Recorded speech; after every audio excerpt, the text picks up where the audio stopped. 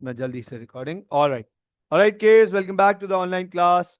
So continuing our practice questions from our paper one. हमारे पास paper one के practice questions हैं. तो अब हमारे पास ये homework question था जिसमें मैंने आपको homework दिया था कि अवतार का क्वेश्चन था हमारे पास. तो चले क्वेश्चन को पढ़ते हैं thoroughly. We'll read out this question. हम डिटेल में इस क्वेश्चन को पढ़ते हैं और देखते हैं कि ये क्वेश्चन क्या कह रहा है. To be precise, Avtar owns a car repair business which operates in the private sector. It is a small business with 2 full-time employees.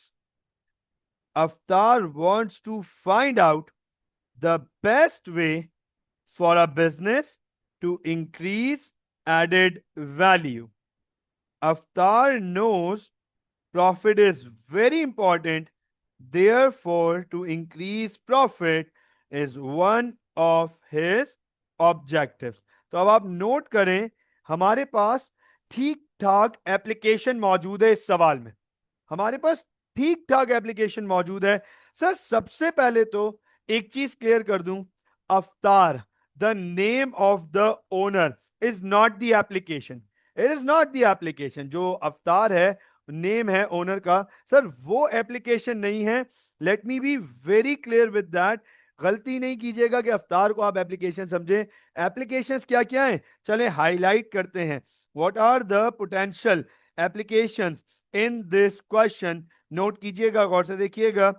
Sir car repair, private sector. ये देखें, कार रिपेयर, प्राइवेट सेक्टर. ठीक हो गया.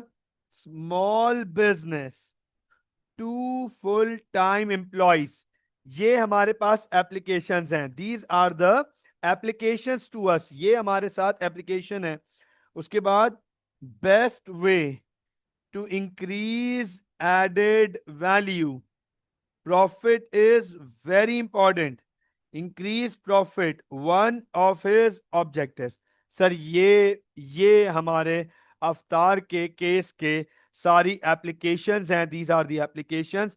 अब हमसे examiner पूछ रहा है सबसे पहले सवाल में, identify 2 features of a private sector business.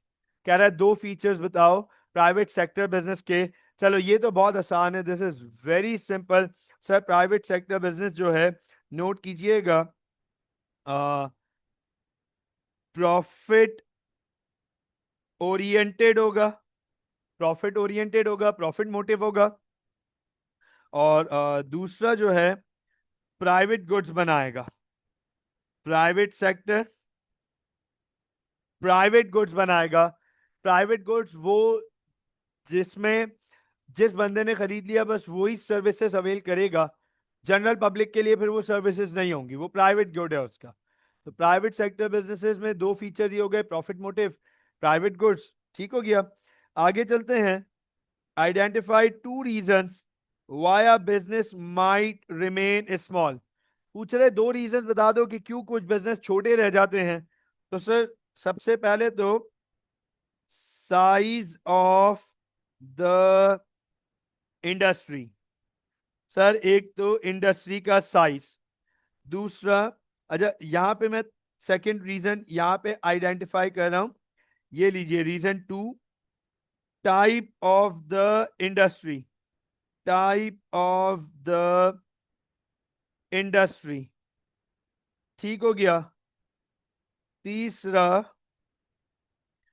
Owners objective. और चौथा, लैक ऑफ फाइनेंस. तो देखिए क्यों कोई बिजनेस छोटे रह जाते हैं.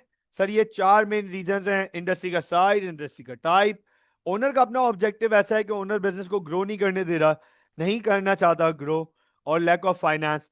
अब आप नोट करें पार्ट सी. कह रहा है outline 2 reasons why profit might be important to Avatar. अब आप देखिए कह रहा है 2 रीजंस बताएं प्रॉफिट क्यों इंपॉर्टेंट है अवतार के लिए. नोट कीजिएगा. Sir, this question comprises of 4 marks.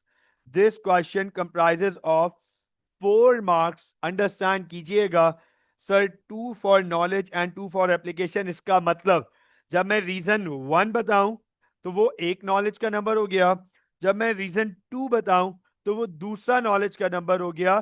तो अंडरस्टैंड कीजिएगा, रीजन 1 के साथ एक नॉलेज, एक नॉलेज और एक एप्लीकेशन का नंबर अटैच्ड है।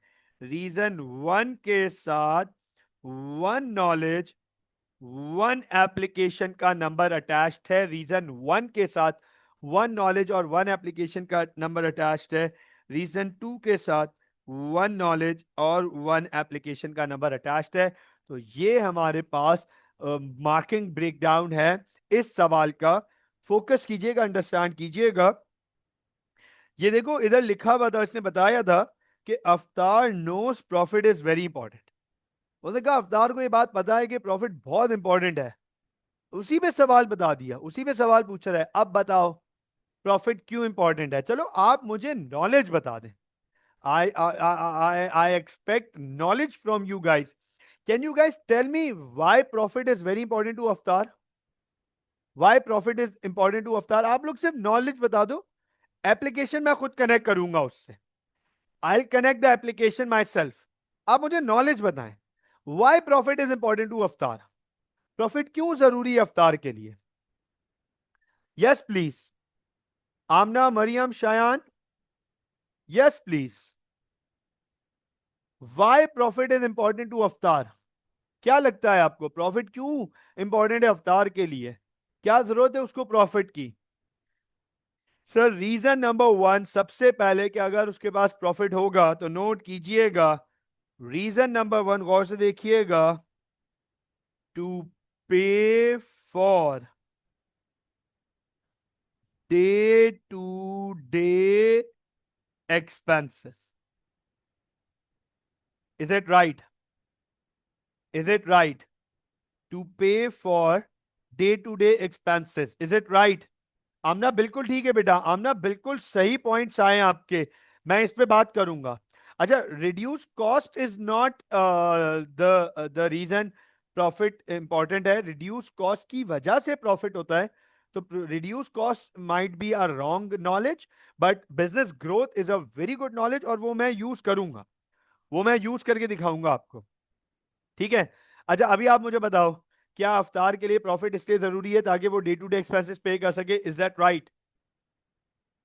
ये कहना ठीक होगा कि सर प्रॉफिट होगा तभी तो वो डे टू डे एक्सपेंसेस पे करेगा। तो that is knowledge over hair, that is knowledge over hair. Now अब उसको एप्लीकेशन से लिंक करना है, उसे एप्लीकेशन से लिंक करना है। Such as wages of 2 employees. ये देखो उसने लिखा था ना, उसके पास 2 एम्प्लॉयज हैं। उसने लिखा था ना उसके पास 2 फुल टाइम एम्प्लॉयज हैं। तो उनकी वेजेस देने के लिए उसे प्रॉफिट चाहिए, उनकी वेजेस देने के लिए उसे प्रॉफिट चाहिए। तो I hope that this is profit होना चाहिए उसे, तभी तो वो वेजेस दे सकेगा। So I hope that is very clear, I hope that is very clear. आगे नोट कीजिएगा। मरियम ने, सॉरी आमना ने कहा सर बिजनेस ग्रोथ। आमना ने कहा बिजनेस ग्रोथ। तो क्या मैं ये कह सकता हूं, गौर से देखिएगा, टू फाइनेंस बिजनेस एक्सपेंशन, क्या मैं ये कह सकता हूं प्रॉफिट होगा तो बिजनेस एक्सपेंशन को फंड कर सकेगा ना वो? उसके बाद प्रॉफिट होगा तो वो फाइनेंस कर सकेगा ना बिजनेस एक्सपेंशन को। नॉलेज नोट कीजिएगा। अब इसको एप्लीकेशन से कैसे कनेक्ट करूंगा? मरियम आर यू देयर बेटा? मरियम आपका मैसेज नहीं आया हुआ, आर यू देयर बेटा? To finance business expansion. अब आप देखिएगा इसको मैं कैसे एप्लीकेशन से, कॉन्टेक्ट से रिलेट करूंगा। इफ अवतार does not wants to keep his business small. ये देखो, ये देखें कि सर अफ्तार को प्रॉफिट इसलिए इंपॉर्टेंट है, अफ्तार के लिए अगर वो ग्रो करना चाहता है तो उसे प्रॉफिट चाहिए। अगर वो ये चाहता है कि अपना उसका बिजनेस छोटा ना रहे, if he doesn't want to keep his business small, तो ऊपर एप्लीकेशन में हमें पता था कि स्मॉल इज द एप्लीकेशन, उसका बिजनेस स्मॉल है। अच्छा, इसके अलावा एक और बता देता हूं, ये लो रीजन 3। परेशान नहीं होइएगा, एक और बता देता हूं। इधर कोई एक और रीजन भी बता दें, एक और भी एक्सप्लेन कर दें कि कैसे यूज करेंगे एप्लीकेशन को, तो नोट कीजिएगा। To purchase non current assets. अच्छा, ये हो गई नॉलेज। क्या क्या कार रिपेयरिंग बिजनेस में नॉन करंट एसेट्स की जरूरत होगी? क्या कार रिपेयरिंग बिजनेस में नॉन करंट एसेट्स की जरूरत होगी? और नॉन करंट एसेट्स के लिए पैसे चाहिए, नॉन करंट एसेट्स के लिए फंड्स चाहिए, and one of the sources of funds is profit. One of the sources of funds is profit. To purchase non-current assets for assisting in car repairs, ये देखो, ये एप्लीकेशन हो गई। अब मुझे बताएं आमना, मरियम, शायान, आप बताएं, अब आप लोगों को समझ आया किस तरीके से एप्लीकेशन को रिलेट करना है नॉलेज से? आपने ना सबसे पहले गाइस, आपने सबसे पहले ना नॉलेज आइडेंटिफाई करनी है। यार इस सवाल में नॉलेज क्या है, इस सवाल में नॉलेज क्या है, इस सवाल का कॉन्टेक्स्ट क्या है, इस सवाल की अंडरस्टैंडिंग क्या है, पूछ क्या रहा है, इसका जवाब यह है। पहले नॉलेज आइडेंटिफाई होगी तो एप्लीकेशन से लिंक करोगे ना। अगर आप बैठ गए ना पूरा रीजन वन एक साथ लिखने के लिए, तो फिर नहीं लिखा जा सकता। पहले आप, हाँ, सबसे पहला काम, outline outline two reason why profit might be important. तो सबसे पहले तो ये पता करो प्रॉफिट इंपॉर्टेंट क्यों है। डे टू डे एक्सपेंसेस पे करने के लिए, बिजनेस ग्रो करने के लिए, नॉन करंट एसेट्स खरीदने के लिए, इन्वेंट्री खरीदने के लिए, अवतार की अपनी सेटिस्फेक्शन के लिए प्रॉफिट जरूरी है। वो मेहनत कर रहा है, रिटर्न उसको तो चाहिए। उसके बाद उसकी एप्लीकेशन लिख करने की कोशिश करें। चलो आगे चलते हैं, पार्ट डी की तरफ चलते हैं। एक और वैसा ही सवाल है, बस इसमें एनालिसिस भी ऐड होगी, इसमें एनालिसिस भी ऐड होगी। और मरियम मरियम और शायान दोनों का, मरियम और शायान दोनों ने बिल्कुल वर्ड टू वर्ड यही बात बोली कि सर प्रॉब्लम आ रहा है हमें, पार्ट डी में हमें एनालिसिस करने में प्रॉब्लम हो रही है। तो चलें मैं उसमें इस पे बात करता हूं। आज आज हम 2 क्वेश्चन और अटेम्प्ट करेंगे, तो I hope that this will clear things up very much. चलें स्टार्ट करते हैं। Explain one way each stakeholder's objectives might conflict with Avatar's objective to increase profit. Note कीजिएगा, कह रहा सर एक तरीका बताएं, एक तरीका बताएं कि स्टेक होल्डर्स के ऑब्जेक्टिव्स किस तरीके से कॉन्फ्लिक्ट कर सकते हैं अवतार के अपने ऑब्जेक्टिव से कि वो प्रॉफिट इंक्रीज करना चाहता है। अब मैं आपसे एक सवाल पूछ रहा हूं, आप सबसे बिल्कुल सिंपल सवाल पूछना चाहता हूं, बच्चों समझिएगा इस बात को। मरियम, आमना, शायान, मुझे बताएं क्या अवतार एज एन ओनर चाहता है कि वो प्रॉफिट इंक्रीज करे? Yes please, yes please. क्या अवतार एज एन ओनर चाहता है कि वो प्रॉफिट इंक्रीज करे? परफेक्ट। क्या हमने स्टेक होल्डर्स पढ़े? क्या हमने स्टेक होल्डर्स पढ़े? क्या हमने स्टेक होल्डर्स का टॉपिक पढ़ा है? Stakeholders are the people, stakeholders are the people और group of people who have interest in the business activity, जो हमारे बिजनेस में इंटरेस्टेड हैं, right? Stakeholders are the group of people who are interested in our business. Understand कीजिएगा। तो क्या अवतार के स्टेक होल्डर्स होंगे? आ जाओ भाई, क्या अवतार के स्टेक होल्डर्स होंगे? Yes please. क्या अवतार के स्टेक होल्डर्स होंगे? होंगे ना? कुछ स्टेक होल्डर्स के नाम बता दो अफ्तार के जो होंगे, जो अफ्तार के स्टेक होल्डर्स होंगे. Give me few name of stake holders of अफ्तार. Yes please give me few stake holders of अफ्तार. अफ्तार के कुछ स्टेक होल्डर्स के नाम बता दें. Customer, suppliers, employees, society, community, banks, government, है ना. ये सब स्टेक होल्डर्स है ना. क्या उन सब स्टेक होल्डर्स के, क्या उन सब स्टेक होल्डर्स के अफ्तार के बिजनेस में इंटरेस्ट है? क्या उन सब स्टेक होल्डर्स को अफ्तार के बिजनेस में इंटरेस्ट है? सबसे पहला बताओ कस्टमर का क्या इंटरेस्ट है अफ्तार के बिजनेस में. सिंपल सवाल पूछ रहा हूं, बहुत सिंपल सवाल पूछ रहा हूं. बताओ कस्टमर का क्या इंटरेस्ट है अफ्तार के बिजनेस में. कस्टमर्स का क्या इंटरेस्ट है अफ्तार के बिजनेस में. परफेक्ट. आमना ने कहा सर्विसेज. आमना कह रही है सर्विसेज. चलो मैं सर्विसेज को इस तरीके से लिखता हूं, सर्विसेज को इस तरीके से लिखता हूं. गौर से देखिएगा, गौर से देखिएगा.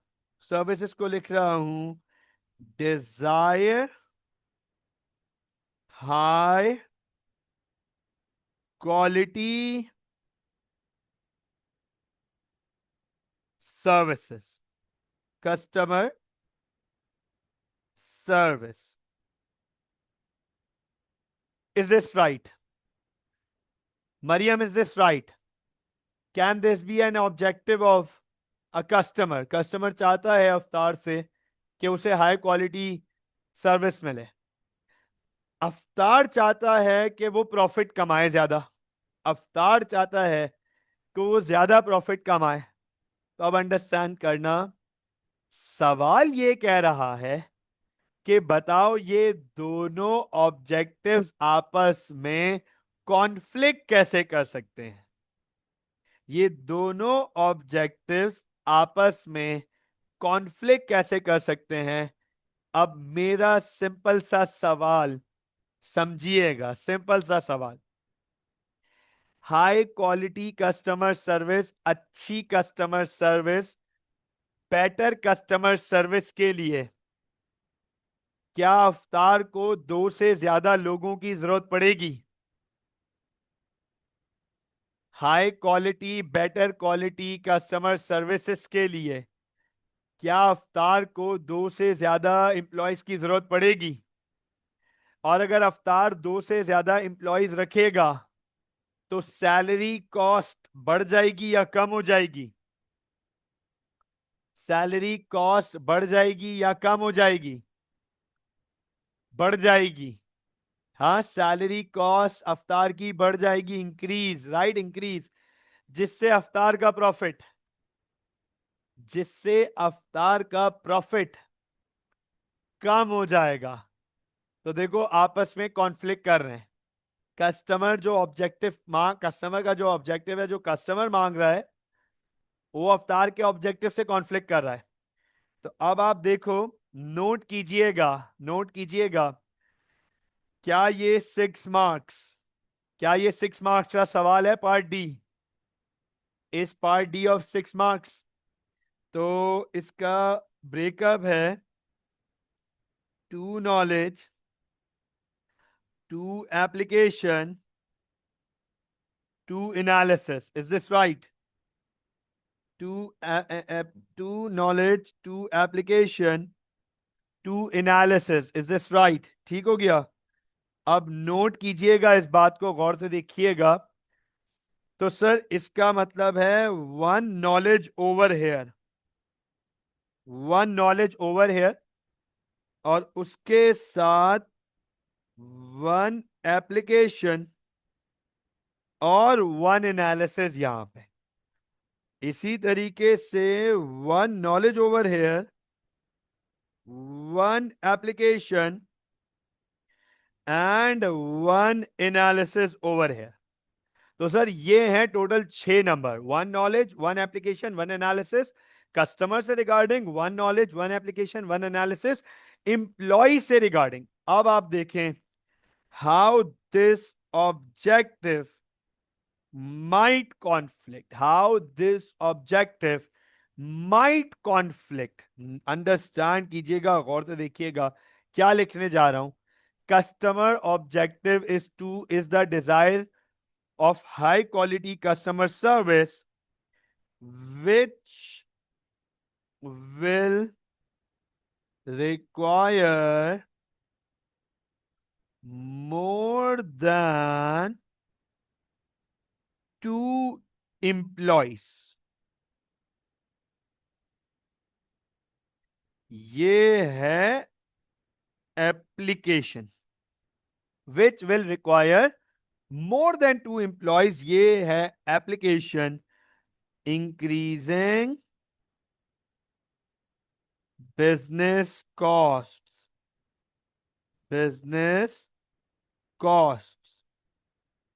expenses resulting in lower profits. तो ये एनालिसिस हो गई और ये हमने दिखा दिया कि भाई कस्टमर जो चाह रहे हैं उनका अफ्तार के साथ कॉन्फ्लिक्ट आ रहा है. अच्छा, अब आप मुझे ये बताएं एम्प्लॉय क्या चाहेंगे. एम्प्लॉय क्या चाहेंगे Mariam, what do you think? Employees के क्या ऑब्जेक्टिव्स होंगे अफ्तार के बिजनेस में? एम्प्लॉयज क्या चाहेंगे? उनको अफ्तार के बिजनेस में क्या इंटरेस्ट है? उनको अफ्तार के बिजनेस में क्या इंटरेस्ट है? Yes please, increase in salary. क्या बात है, वेरी गुड, बिल्कुल ठीक, इंक्रीज इन सैलरी. नोट कीजिएगा, मे वांट हायर wages.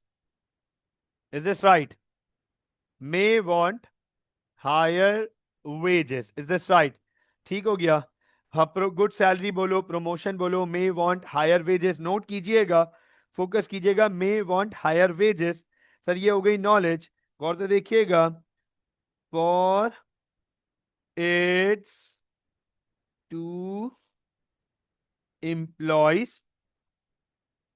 ये आ गई हमारी application which could lead to higher costs, reducing profits. तो अब आप देखें, ये हो गई एनालिसिस. ठीक है, अब यहां पर एक पॉइंट ये आ सकता है कि सर हमने दोनों में 2 एम्प्लॉयज यूज किया, क्या एक ही आंसर में सेम एप्लीकेशन 2 दफा यूज की जा सकती है? सुन लीजिएगा, एक्सेप्शनल केसेस में कर सकते हैं, लेकिन यहां हमारे पास और एप्लीकेशंस अवेलेबल हैं. तो not why we don't make use of that. मेरी बात को समझिएगा. सर क्या हम एक ही पार्ट में सेम एप्लीकेशन 2 दफा यूज कर सकते हैं? तो मैंने कहा एक्सेप्शनल्स में तो हम यूज कर सकते हैं, एक्सेप्शनल केस में हम यूज कर सकते हैं, बट यहां तो हमारे पास बहुत ऑप्शंस हैं एप्लीकेशन के. तो मैं इसके अलावा कुछ और एप्लीकेशन यूज करने की क्या कोशिश करूंगा. गौर से देखिएगा, प्लीज फोकस कीजिएगा. मैं क्या करने जा रहा हूं, नोट कीजिएगा. मैं यहां पर आपके सामने पार्ट डी में एक चेंज कर रहा हूं. फोकस कीजिएगा, मैं कस्टमर का एक नया ऑब्जेक्टिव और उसका नया पॉइंट आपके सामने लिख के दिखा देता हूं. पुराना वाला ये रहा, परेशान नहीं होइएगा, पुराना वाला ये रहा. ठीक है ना. आप बोले सर पुराना वाला तो आपने क्यों हटा दिया, वो भी तो सही था. मैं यहां पे नया वाला लिख रहा हूं, तो आपको इस सवाल में कस्टमर के भी 2 ऑब्जेक्टिव्स 2 दफा मिल जाएंगे रिपीट में, और एम्प्लॉयज के भी 2 पॉइंट्स मिल जाएंगे. आपको लिखना समझ आएगा कि how to develop the application and analysis. अच्छा एक बात बताओ, एक तो आप लोगों ने पहले बता दिया था, हाँ जी, एक तो आपने पहले बता दिया था, मरियम आमना ने बता दिया था कि sir desire customer wants high quality customer service, customer wants high quality service. क्या क्या दूसरा पॉइंट मैं ये बोल सकता हूं, customer may want lower prices? क्या मैं ये कह सकता हूं, इज दिस राइट?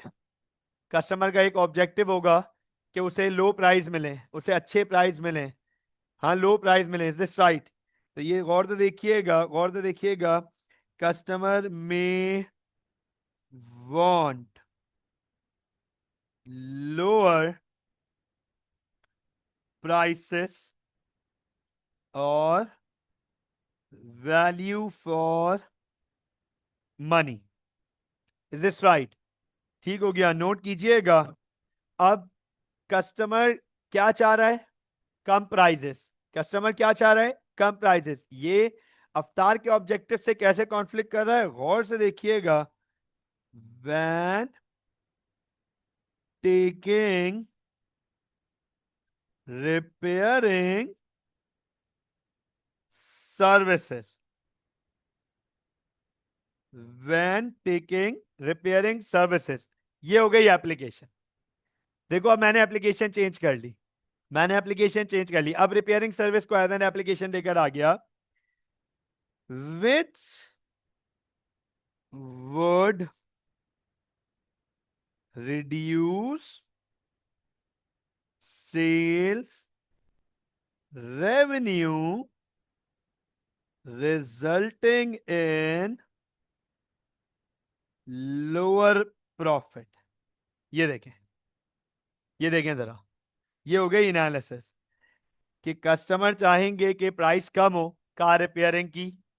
अब अगर कस्टमर प्राइस कम होगी तो अवतार का सेल्स रेवेन्यू कम हो जाएगा, जिससे प्रॉफिट कम होने के चांसेस हैं। ठीक हो गया, अंडरस्टैंडेबल है। अब यहां पे स्टूडेंट बोलते हैं कि सर जरा एम्प्लॉय का कोई एक और ऑब्जेक्टिव भी करा दें, सर एम्प्लॉय का कोई एक और ऑब्जेक्टिव भी करा दें। तो आपसे एक सवाल पूछता हूं, क्या एम्प्लॉयज ट्रेनिंग चाहेंगे? Do employees want training? Will employees want training? वो जो दो फुल टाइम एम्प्लॉयज हैं, क्या वो चाहेंगे कि अफ्तार उन्हें ट्रेनिंग्स कराए? क्या एम्प्लॉयज चाहते हैं ट्रेनिंग? तो सर ट्रेनिंग्स, देखें जरा, trainings, employees look for trainings. अब ये ट्रेनिंग्स अवतार, एम्प्लॉयज चाह रहे हैं ट्रेनिंग्स हो, ये अवतार के ऑब्जेक्टिव से कैसे कॉन्फ्लिक्ट कर रहा है? गौर से देखिएगा, trainings to improve car repairs application which would increase costs, lowering profit। अब आप देखें, ये हो गई एनालिसिस कि सर अगर अवतार अपने एम्प्लॉयज को ट्रेनिंग्स कराएगा कार रिपेयर्स इंप्रूव कराने के लिए, तो उससे प्रॉफिट कम होगा। मुझे बताएं, इज दैट क्लियर? अब बताएं आमना, मरियम, शायान, अब बताएं पार्ट डी समझ आया किस तरीके से कंपोज करना है? आप बताएं ये बात समझ आई? Amna, is that clear? Shayan, is that clear? Perfect perfect, चलें आगे चलते हैं पार्ट ई की तरफ। Explain two ways a business can increase added value, which is likely to be the best way for a business to use। justify your answer। अब understand कीजिएगा मेरी इस बात को, ये जनरल क्वेश्चन है, मैं दोबारा बता रहा हूं, ये जनरल क्वेश्चन है, it's not a specific case based question, ये एप्लीकेशन का सवाल नहीं है। इसमें एग्जामिनर ने कहीं नहीं बोला कि अवतार की बात करो। हाँ ये जरूर है केस में कि अवतार को ये पता करना था, अवतार wants to find out the best way for a business to increase added value। ये बात 100% तय है कि अवतार के केस में ये बात है, लेकिन इस सवाल में एग्जामिनर ने कहीं नहीं बोला, बोला explain two ways a business can increase. Random business, general business की बात कर रहा है। तो यहां पर एप्लीकेशन के मार्क्स नहीं है। यहां जो 6 मार्क्स का ब्रेकडाउन है वो है 2 for knowledge, 2 for application, sorry 2 for analysis and 2 for evaluation. ये है ब्रेकअप, ये है breakup. Two knowledge, two analysis, two evaluation. अब आप मुझे ये बताएं, चलो आप लोग बता दो, आप लोग बता दो दो तरीके एडेड वैल्यू कैसे इंक्रीज कर सकते हैं। दो तरीके बता दो एडेड वैल्यू किस तरीके से इंक्रीज कर सकते हैं। How to increase added value.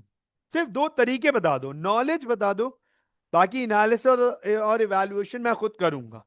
आप मुझे सिर्फ दो तरीके बता दें कि sir these are the ways value addition can take place, added value can happen.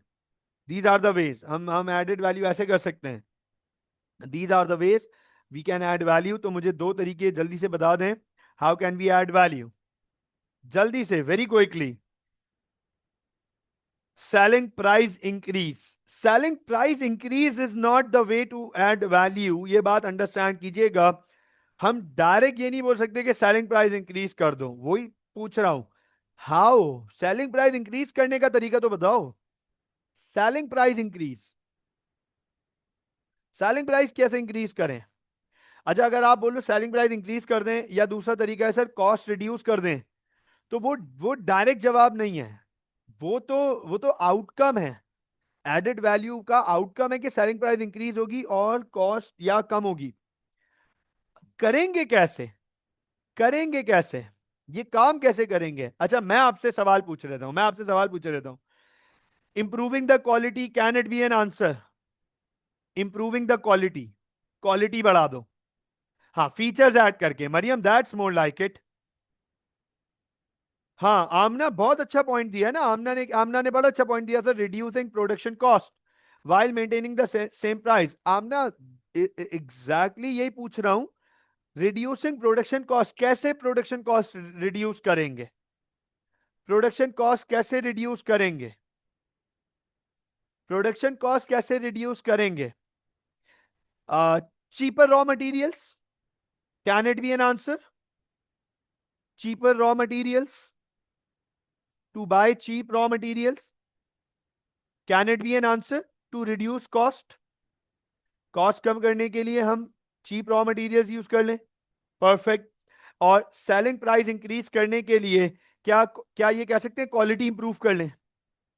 Can we से दिस, फीचर्स ऐड कर लें, क्वालिटी इंप्रूव कर लें, क्वालिटी इंप्रूव कर लो, फीचर्स ऐड कर लो, प्रोडक्ट की क्वालिटी अच्छी हो जाएगी, आप सेलिंग प्राइस बढ़ा सकते हो। M I right, M I right.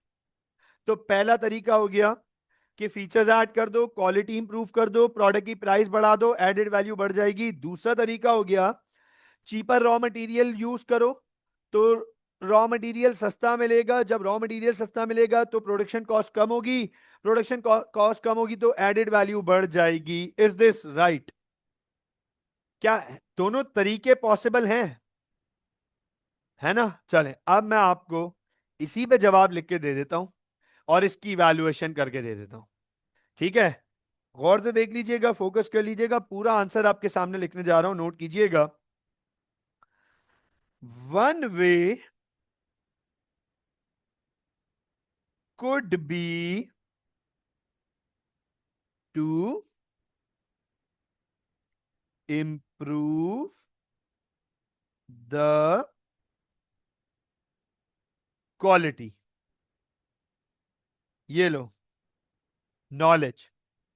One way could be to improve the quality, एक तरीका हो सकता है कि हम क्वालिटी को इंप्रूव करें, विच वुड इंप्रूव। अब इससे होगा क्या, गौर से देखना, इससे क्या होगा, अगर हम क्वालिटी इंप्रूव करें तो क्या होगा, which would improve customer satisfaction, preparing them to pay higher. Is this right? Is this right? जब हमारी क्वालिटी इंप्रूव होगी तो कस्टमर सेटिस्फैक्शन इंप्रूव होगी, और जब कस्टमर सेटिस्फैक्शन इंप्रूव होगी तो they would be prepare to pay higher. Is this right? Is this right? ये एक तरीका है, बेहतरीन तरीका है कि एक आप क्वालिटी इंप्रूव कर लो जिससे उनकी सेटिस्फैक्शन इंप्रूव होगी और वो हायर पे करने के लिए रेडी होंगे. गौर से देखिएगा, नोट कीजिएगा, एक नॉलेज एक एनालिसिस हो गई. अब दूसरी नॉलेज दूसरी analysis. The other way, the other way, two ways बोले ना उसने, टू वेज. अब हम दूसरे तरीके की बात कर रहे हैं. The other way could be to use a to use cheaper raw materials. Is this right? Sir दूसरा तरीका यह है कि हम चीपर रॉ मटेरियल्स यूज करें. ये हो गई नॉलेज. दूसरा तरीका यह है कि हम चीपर रॉ मटेरियल्स यूज करें. आमना बेटा, just a minute. Okay. The other way could be to use cheaper raw materials. The other way could be to use cheaper raw materials. हम cheaper raw materials यूज करें. अब देखो उससे क्या होगा, गौर से देखिएगा. Hence reducing the production cost and widening the gap with price. Sir analysis. तो अब आप देखें कि सर प्रोडक्शन कॉस्ट कम होगी चीपर रॉ मटेरियल से, जिससे हमारा प्राइस और कॉस्ट का गैप इंक्रीज हो जाएगा. अब आप मुझे एक बात बताएं, क्या दो नॉलेज और दो एनालिसिस आ गई हैं यहां पर हमारे पास? Are the 4 marks done? Are the 4 marks done? क्या दो नॉलेज और दो एनालिसिस आ गई हमारे पास यहां पे? Yes sir. अब हमारी दो इवैल्यूएशन के मार्क्स आ गए. Now we have 2 marks for evaluation. तो गौर से देखिएगा, इवैल्यूएशन कैसे लिखेंगे, नोट कीजिएगा. एग्जामिनर ने कहा है, एग्जामिनर प्रिसाइजली कह रहा है, which is likely to be the best way. अब हमें दोनों में से बेस्ट वे की बात करनी है. हमें दोनों में से बेस्ट वे की बात करनी है. Which is likely to be the best way. हमें बेस्ट वे की बात करनी है. नोट कीजिएगा, improving the quality, improving the quality would be the best way. अब देखो एग्जामिनर ने पूछा है बेस्ट, तो हम बेस्ट बताएंगे कि सर दोनों में से कौन सा तरीका बेस्ट है. Improving the quality would be the best way as it would improve business, as it would improve brand image, leading to positive word of mouth,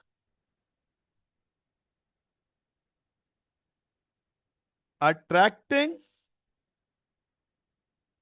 new customers, whereas. अच्छा, अब आप देखें, हमने इवैल्यूएशन में एग्जामिनर ने पूछा बताओ कौन सा बेस्ट वे. तो हमने कहा भाई क्वालिटी इंप्रूव करना बेस्ट वे है, क्योंकि उससे ब्रांड इमेज इंप्रूव होगा, जिससे positive word of mouth spread होगा और नए कस्टमर्स आएंगे. हमने क्वालिटी के फेवर में बात कर दी. अब हमें दूसरे, जो हमने दूसरा पॉइंट यूज किया है ना, चीपर रॉ मटेरियल्स, उसके अगेंस्ट में बात करनी है कि भाई चीपर रॉ मटेरियल्स में प्रॉब्लम क्या है, तभी दूसरा वाला तरीका बेस्ट होगा. चीपर रॉ मटेरियल्स के साथ प्रॉब्लम क्या है, तभी जो दूसरा वाला तरीका है वो बेस्ट कहलाएगा। वेयर एज, नोट कीजिएगा, whereas using cheaper raw materials, ये नोट करना, whereas using cheaper raw materials may lower product durability, which will lower customer satisfaction, damaging business reputation। ये देखें, अब आप देखें, हमने बता दिया कि सर ये बेस्ट इसलिए है, दिस इज बेस्ट बिकॉज कि सर इससे जो है क्वालिटी इंप्रूव करने से ओवरऑल ब्रांड इमेज इंप्रूव होगा, पॉजिटिव वर्ड ऑफ माउथ होगा, सेल्स रेवेन्यू इंक्रीज होंगे, नए कस्टमर्स आएंगे। जबकि चीपर रॉ मटेरियल से तो उल्टा हमारे प्रोडक्ट की ड्यूरेबिलिटी कम हो जाएगी, जिससे कस्टमर सेटिस्फेक्शन कम होगी और ओवरऑल बिजनेस की रेपुटेशन डैमेज हो सकती है।